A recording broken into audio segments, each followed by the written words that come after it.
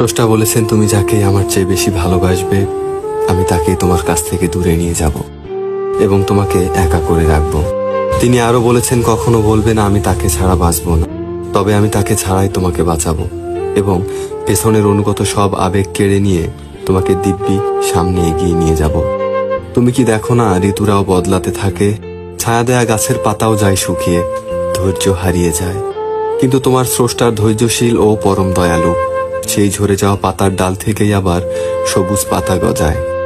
তুমি কি দেখো না তোমার স্রষ্টার এই নিদর্শন, যে মানুষটাকে তুমি নিজের অংশ ভাবতে, সেই মানুষটাই একদিন অচেনা হয়ে যায়, তোমার মন ভেঙে যায়।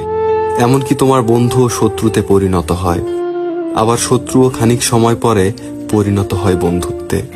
যে মানুষটাকে নিজের জীবনের চেয়েও বেশি ভালোবাসতে, সেও প্রতারণা করে।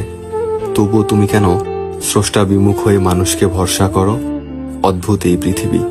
যখন তুমি ভাবো এটা হবে না কখনো, কিন্তু পরক্ষণে সেটাই হয়। সেটাই হবার নয় কি? তুমি বলো আমি পড়বো না, অথচ তুমি পড়ো।